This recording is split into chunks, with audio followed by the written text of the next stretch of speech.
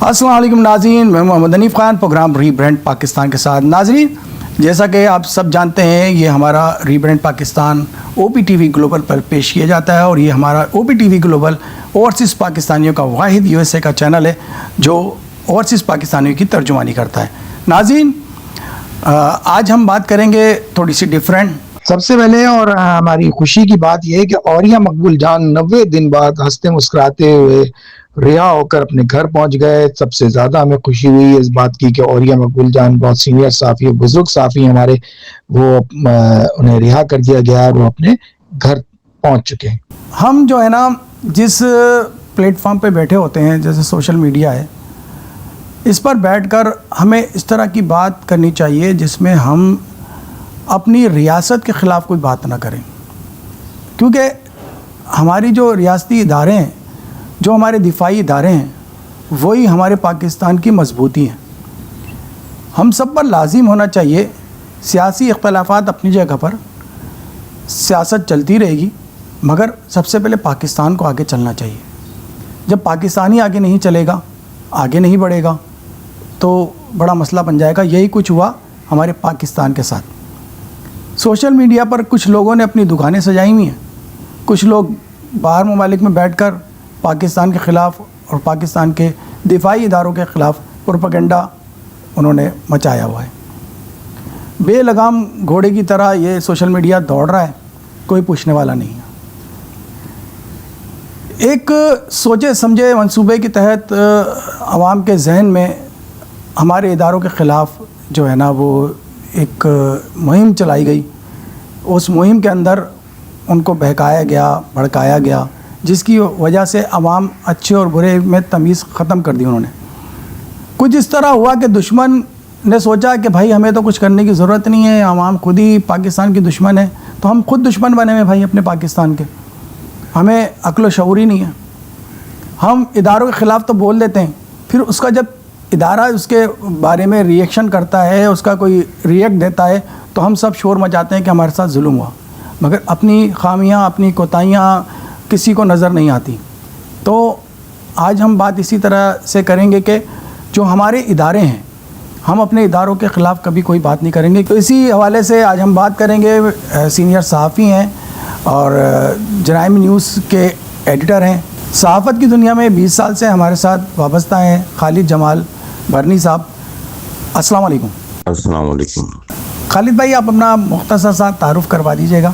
میرا نام خالد جمال برنی ہے اور میرا لاج اخبار ہے ہفتہ روزہ لاج، اور جرائم نیوز کا میں ایڈیٹر ہوں. اور صحافت میں ماشاءاللہ 20 سال ہو گئے، اور میرا اخبار تقریباً 17 سال ہو گئے اس کو. اچھا خالد بھائی، آپ سے میرا پہلا سوال یہ ہے کہ جو ہمارے ریاستی ادارے ہیں انہیں ایک سازش کے تحت ابھی پروپیگنڈا سوشل میڈیا پہ بہت کیا جا رہا ہے، اور ہمارے اداروں کو بدنام کرنے کے لیے کچھ لوگ باہر بیٹھ کر فضول قسم کی باتیں کرتے ہیں، جس کی وجہ سے ہمارے پاکستان کے اوپر بڑا برا اثر پڑا ہے، اس کی اکانومی پہ بڑا برا اثر پڑا ہے. اور دیکھا یہ گیا ہے کہ ہمارے جتنے بھی فوجی سربراہان تھے ان کے دور میں جو ہے نا وہ پاکستان نے ترقی کی ہے. یہ ایک بڑا المیہ ہے. اور جو ہمارے سیاستدان ہیں ان کے دور میں صرف لوٹم ماری ہوئی ہے. اس حوالے سے آپ کیا کہیں گے؟ بھائی بات اصل میں یہ ہے حنیف بھائی کہ جو پاکستان کی تاریخ ہے اس کے اندر 4 دفعہ مارشل لا لگا. ایوب صاحب کا، ضیاء صاحب کا، یاہیا صاحب کا بھی کچھ ٹائم گزرا، پھر مشرف صاحب بھی اس میں آئے، اور 10 سال کے 3، پھر 5-6 سال کا ایک. بہرحال 34-35 سال مارشل لا رہا، اور مارشل لا میں ہی زیادہ ملک سے میری جو ججمنٹ ہے، کیونکہ ضیاء صاحب کا بھی دور میں نے دیکھا، مشرف صاحب کا بھی دیکھا. ایوب خان صاحب کا سنا تھا کہ وہ اور گولڈن زمانہ تھا، کیونکہ ایوب خان کے دور کے اندر ہی پہلی دفعہ صدر کینیڈی ان کی مسز پاکستان کے دورے پہ تھی امریکہ سے، اور یہ راہیں کھلی تھی جرمن یہ وہ کئی جگہ. بہرحال لیکن یہ جو ہمارے سیاستدان ہیں نا بھائی،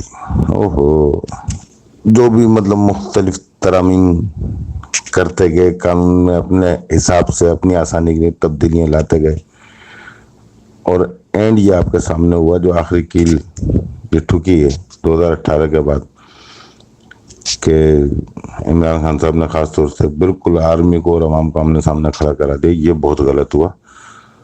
खैर अब माहौल काफ़ी चेंज हो गया है, क्योंकि आर्मी जो अपनी कोशिश के हिसाब से बहुत सी जगहें या बहुत सी जगह से रिकवरी हो रही है और टेररिस्ट जो है दहशतगर्द उनका भी सफाया कर रही है। अच्छा खालिद भाई, जब से सोशल मीडिया आया है मन गढ़ंत खबरें और झूठी खबरों पर हम अमल करना शुरू कर देते हैं, उसमें सोचते समझते नहीं है कि ये हमारे मुल्क के ख़िलाफ़ जा रही हैं, क्या हो रहा है क्या नहीं हो रहा, और हम उस बातों पर अमल करना शुरू कर देते हैं। इस हवाले से आप क्या कहेंगे? दूसरा हनीफ भाई, सोशल मीडिया की तो मिसाल ऐसी है भाई, अल्लाह माफ़ करे, कि इसमें जब से ये आया है ना, सब अपने आप को हीरो समझने लगे, सियासतदान समझने लगे, तनकीद और नक़ाद तज्ज़िया निगार समझने लगे, और अपने दिल के जो जज्बात हैं, फपोले हैं, नफ़रत है, मोहब्बत है, इससे निकाल रहे हैं। यानी कि ऐसी ऐसी बातें देखने में आ रही हैं, मुख्तलिफ मसालिक, मुख्तलिफ सियासी पार्टियाँ जो अपना पूरा इस पर बिगाड़ खाता किया हुआ, समझें कि बात का पता नहीं होता और उसके ऊपर ऐसे करेंगे कि बहस। और आप ये देखें कि एक वक्त था और अभी भी लोग कहते हैं, और पहले हम यही सुनते थे कि किताब सबसे अच्छी दोस्त है, और किताब की अहमियत है तो अल्लाह पाक ने 4 किताबें उतारी हैं, तौरात, ज़बूर, इंजील और कुरान पाक। तो सबसे अच्छा तो उस किताब, मुताल्ले का शौक ख़त्म हो गया नहीं भाई, और ये बस व्हाट्सएप और ये चल रहा है आपका इंस्टाग्राम, फेसबुक, गर्क होगा इसके अंदर। क्योंकि जिसके पास मुताल्ला वसी होगा वो बहुत सी चीज़ों को जानता है, समझता है, इल्म उसके दिमाग में होता है। यहाँ ज़रा से कोई बात होती है, कोई जड़ी बूटी का बता रहा है कि यार वो मुस्तलगी है एक जड़ी बूटी, मैंने ठग निकाला, मुस्तलगी लिखा, वो आ गया। अब उसकी पूरी हैयत नहीं आएगी, कहीं तस्वीर आ जाएगी, कहीं किसी उसकी खासियत आ जाएगी, लेकिन पूरी हैयत जानने के लिए आपको हिकमत की किताब पढ़नी पड़ेगी जो जड़ी बूटियों पर मबनी है। तो सोशल मीडिया ने वाकई बर्बाद किया भाई। और ये आप देखो, ग्रुप में ले लेते हैं कि जी हमारा न्यूज़ ग्रुप है, न्यूज़ फोबिया चल रहा है।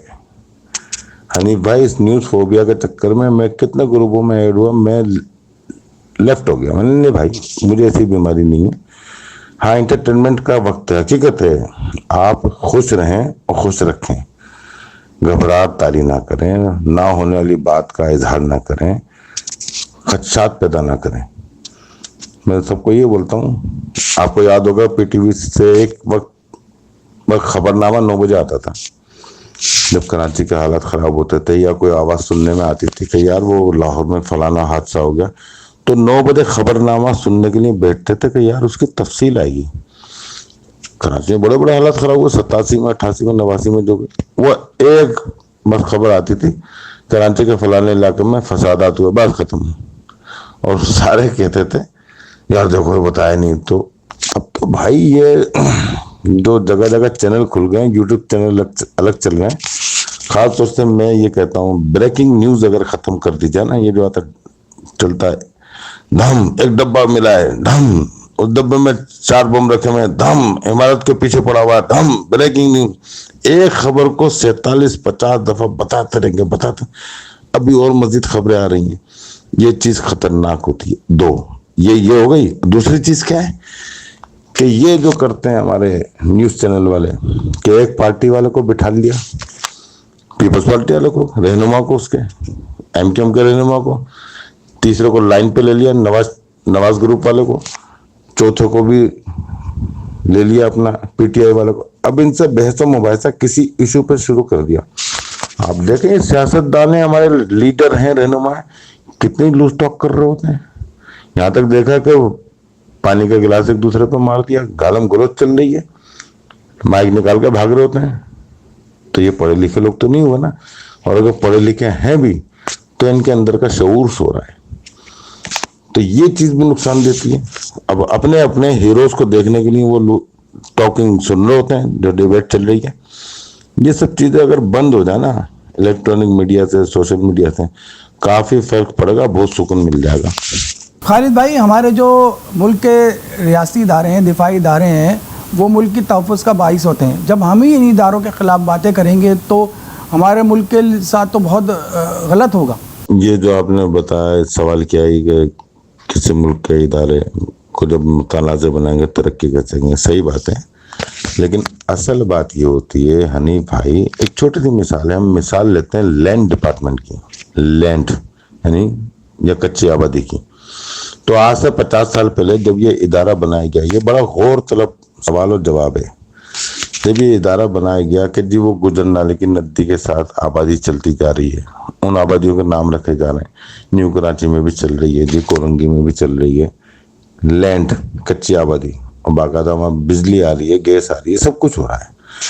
تو یہ جو آئے دو حکومتیں، مشرف صاحب کی حکومت میں سے یہ شروع ہوا ہے، پھر پیپلز پارٹی آئی کہ 15 سال میں کئی جگہ وہ ان آبادیوں کو توڑا گیا، لیاری ایکسپریس کو بسایا گیا. تو لینڈ ڈپارٹمنٹ جس نے وہ اتھارٹیز دی تھی وہ فیل کیسے ہو گئیں؟ تو یہ تو وہی بات ہے نا کہ حنیفہ کہ جب کوئی ادارہ بنا رہے ہیں تو اس کو کمزور کون کر رہا ہے؟ یہ حکومت والے. پھر اس کے اوپر جو مزید نمک چھڑکتے ہیں عوام، یہ ہو گیا وہ ہو گیا فلانا جو بھی. اور دوسرے آپ اگر دیکھ لیں موت سے لے کے پیدائش تک، ارے بھائی جان پرسوں میں حیرت میں آ گیا کہ مجھے میرا دوست وہ بتا رہا ہے کہ شاہ محمود قبرستان میں اس کے والد کا جب انتقال تو 1.5 لاکھ روپے کی قبر اس کو دے رہے تھے. بہرحال وہ بھاگ دوڑ کر کے اثر رسوخ آزما کے بہرحال وہ 20,000 کی ملی. تو ادارے جو نا خود ایسے بنے میں KDA ہوا، KC ہوا، یہ ہوا. میں ڈیفنس کے اداروں کی بات نہیں کر رہا ہوں، لیکن ڈیفنس کے اداروں کو ہی ذلیل کیا جا رہا ہے. جو ان کے اوپر ایلیگیشنز لگائے جا رہے ہیں کہ جی کرنل جنرل کا سارے نہیں کچھ ہیں، لیکن یہ سب غلط ہو رہا ہے. وہ غلط ہوا، بہرحال ابھی کافی حد تک کور کیا ہوا ہے. چینجنگ تو آئے گی لیکن ٹائم لگے گا. مہنگائی نے عوام کی کمر توڑ رکھی ہے IMF کی وجہ سے، تو اس کا کوئی حل ہے خالد بھائی؟ حنیف بھائی اس بات کو تو میں کم از کم میں کیا میرے جیسے بہت سے لوگ نہیں مانتے کہ IMF کا قرضے کا ہماری مہنگائی سے کوئی تعلق نہیں بھائی. کیونکہ آٹا ہمارے یہاں کوئی جو نا فرانس سے، کینیڈا سے یا بغداد سے یا بنگلہ دیش سے نہیں آتا، یہیں کی پیداوار ہے. چینی بھی یہیں کی پیداوار ہے، کہ بہت سی ایسی چیزیں فصلیں وہ یہیں کی پیداوار ہے. یہ جو ہو رہا ہے یہ یہاں کے جو آڑتی کے لوگ، مل اونرز کے لوگ، یہ لوگ کر رہے ہیں، کیونکہ چیک اینڈ بیلنس نہیں ہے. ورنہ مہنگائی اب بھائی اتنا تھوڑی ہے.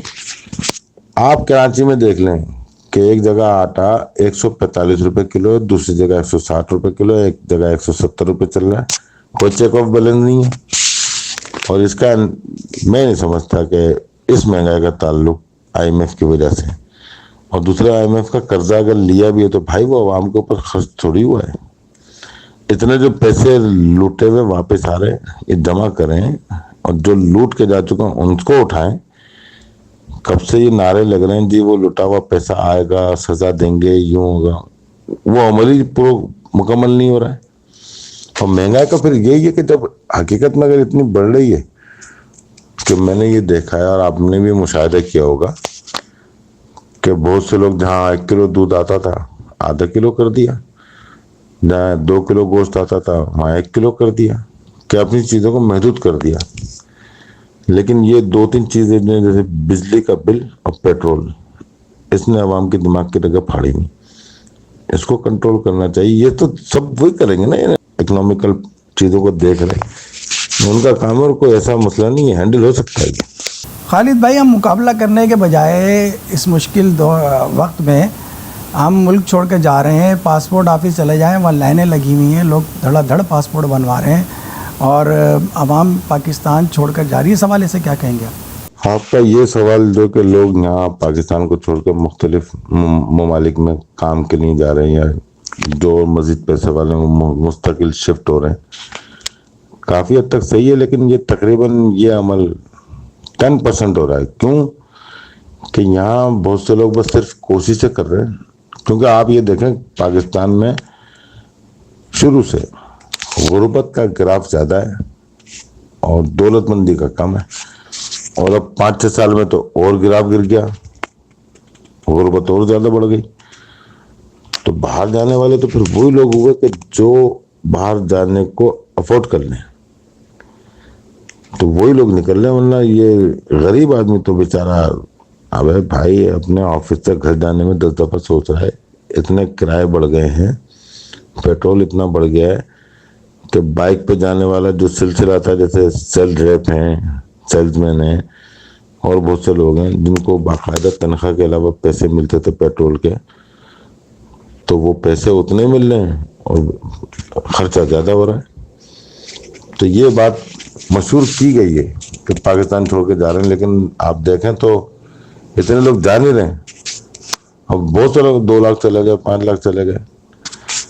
चलें आप बता दें, आपका माशाल्लाह ख़ानदान में कुछ नहीं तो 1800 लोग होंगे। ये 2-3 साल में कोई गया? मेरे ख़ानदान में तो कोई नहीं गया भाई। माशाल्लाह 800-900 अफराद का ख़ानदान है। ये वो 800-900 अफराद जो हम शादी ब्याह में बुलाते हैं या ख़ास तकरीब में आते हैं, तो उनमें से तो अभी तक कोई नहीं गया। तो इसी से तज्जे निकाल ले आदमी के, यार ये अफवाह है या वाकई ये ऐसा काम हो रहा है।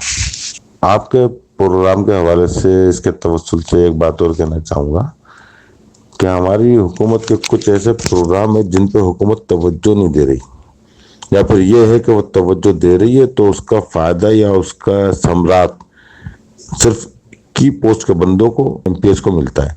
जैसे कि सार्क सरबराह कॉन्फ्रेंस की मिसाल ले लें।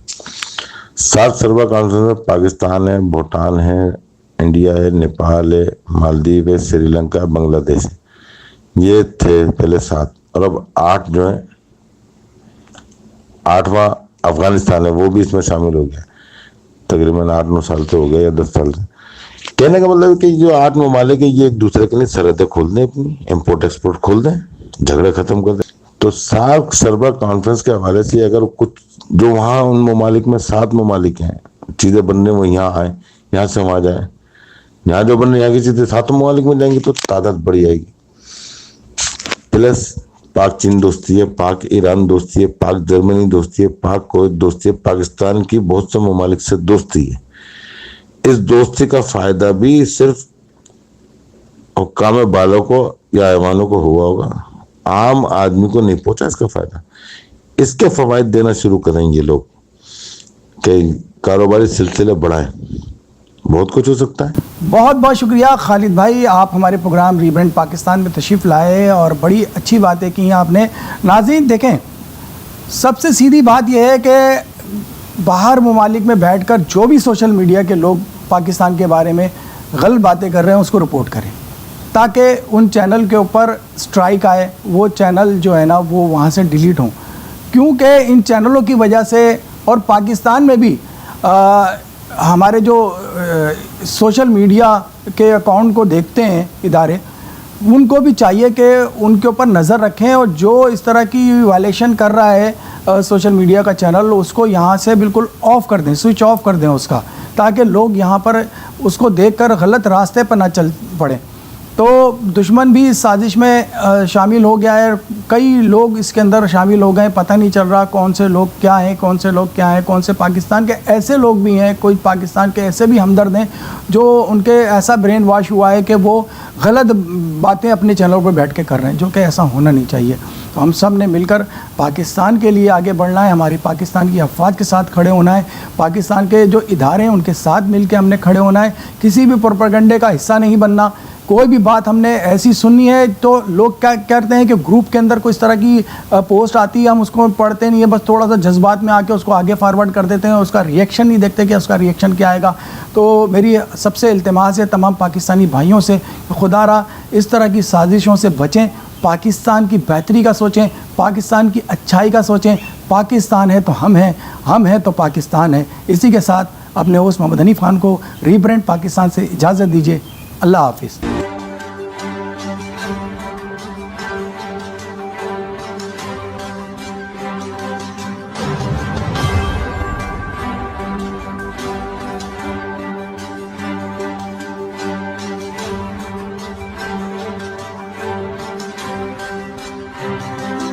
Assalamu alaikum Nazreen. My name is Waqar Ali Khan. I'm the CEO and the executive producer of OPTV Global. आप देख रहे हैं OPTV ग्लोबल।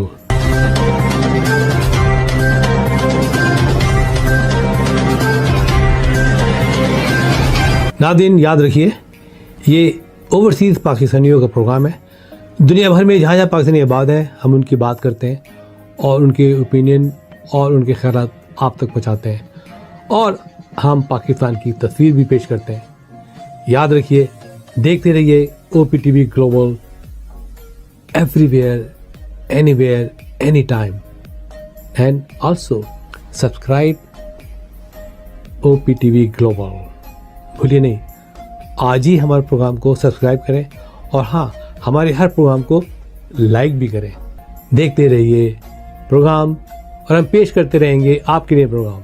याद रखिए, भूलिए नहीं, इससे पहले कि आप भूल जाएं, टीवी बंद करने से पहले, फ़ोन बंद करने से पहले प्रोग्राम को सब्सक्राइब भी कीजिए। आप देख रहे हैं OPTV ग्लोबल।